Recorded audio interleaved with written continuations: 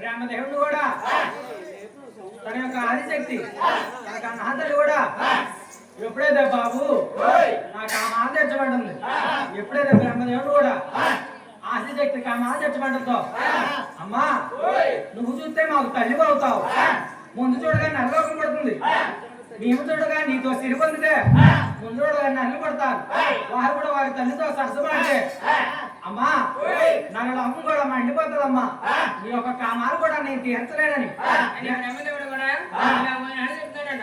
అమ్మ తల్లి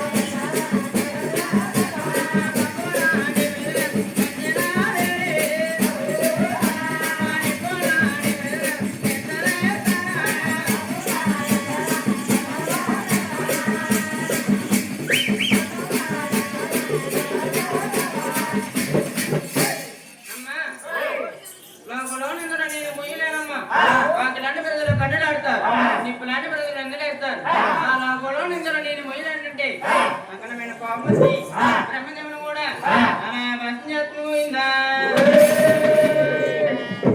భక్తి చేసి మధ్యవర్తిలో ఉన్న విష్ణుమూర్తుల మంత్రి శివరబాబులో ఉన్న కైలాస పట్నం సాగర్ పోయిందా అమ్మ కైలాస పట్నాలు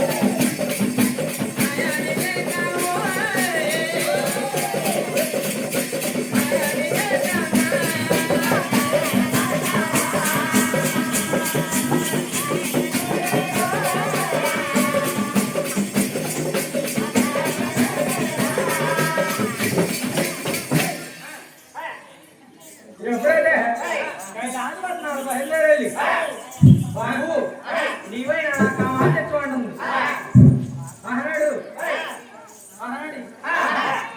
ఆనాడు ఈశ్వరుడు అన్నాడు, అమ్మా నువ్వు చూద్దా తల్లితో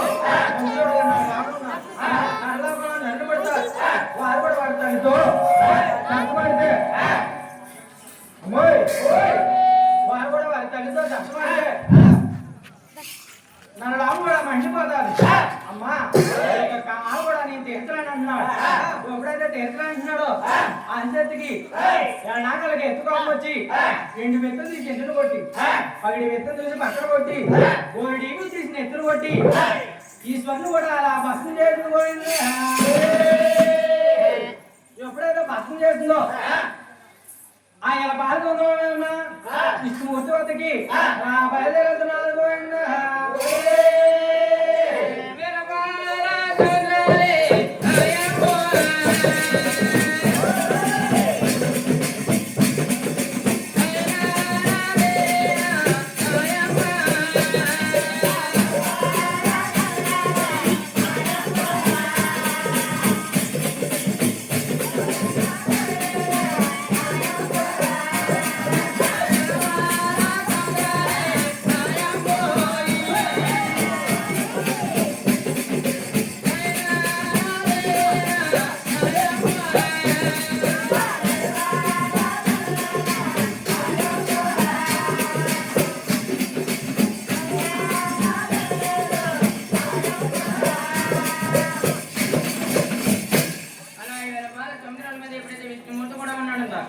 బాబు నాయనా నీవైనా సరే నా కామాన్ని తెస్తా అంటుంది.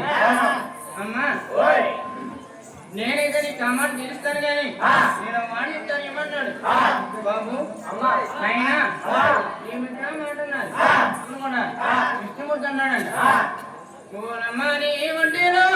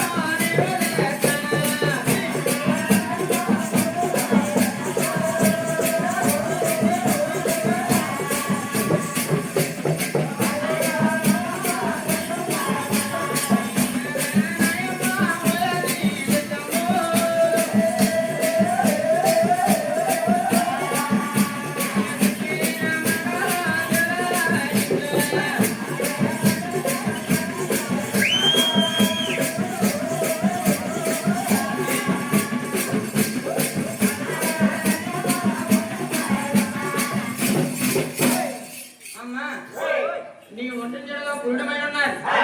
మైలు తాళాలు మార్పుకొని వచ్చినట్లయితే అప్పుడే నీకు మన తీర్థాలను ఒదిగి ఆ చెట్టు కూడా పరిగెత్తుకుంటా వినపాల సముద్రాల వరకు కూడా సాగినారు. ఎప్పుడైతే వినపాల సముద్రాల వరకు సాగినదో చూసారనైనా నీడ సముద్రం నిలబడిపోయింది, పాల సముద్రం పారిపోయింది, దివిరాగం అంతా దిగిపోయి గంగంతా మాయమైపోయింది. చూసారనైనా అప్పుడు కూడా ఆదికి వేరే మార్గం లేదంట. చూసారనైనా మా పురుగురా కన్నేలే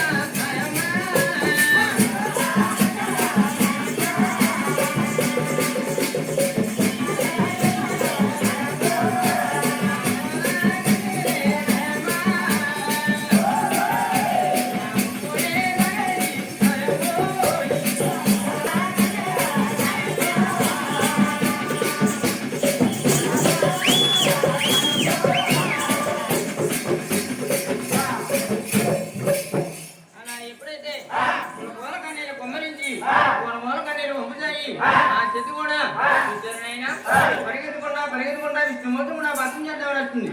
అప్పుడు కూడా విష్ణుమూర్తి ఆలోచించాడంట, ఈసారి నా అమ్మ ఆదిశక్తి పరాశక్తి నా భస్మం చేస్తాను. దీని తల్లిదండ్రులు కూడా ఆలోచించాలని చిన్న పశువు నిర్ణయించాడు. అమ్మా అమ్మా ఏమ్మా అంత కోపం వస్తున్నావు అని ఎప్పుడైతే అడుగుతున్నాడు, చూసారు నాయన నేను వినపాల సముద్రంలోకి వెళ్ళాను, నాకు ఎక్కడ కనబడలేదు అని అక్కడ నా కోపంలో వస్తున్నాను. బాబు నేను కూడా వినపాల సముద్రంలో కనబడలేదు. అదిగో చూడు ఆ పసుపు కూడా చూడబోతికి చెత్త కోపంతా పోయిందా. ఈ పసుపు కొనేరు కూడా తానం చేద్దామని పరిగెత్తుకుంటా చెట్టు వెళ్తుందంట. ఆ పసుపు కొనేరు కూడా ఈ విష్ణుమూర్తి మాయం చేశాడు. శక్తి వేరే మార్గం లేక పరిగెత్తుకుంటా ఇలా బుద్ధబుద్ధలో పొరలేసింది. అప్పుడు కూడా విష్ణుమూర్తి అంటున్నాడంట, అబ్బబ్బబ్బబ్బబ్బా అమ్మా ఇప్పుడు నేను ముట్టుకోవాలంటే నీ ఒళ్ళంతా బాడు నా ఒళ్ళంతా బాడు అని ఎప్పుడైతే అంటున్నాడో, బాబు నాయన నన్ను ఏం చేయమంటారా అన్నాడు. ఒలే అమ్మా చేతులు జోడించి ముందు పాటించి దగ్గర ఉన్న మాత్రం వదలని యాసి పెట్టి ఏమి చేత నాకు ఇచ్చినట్లయితే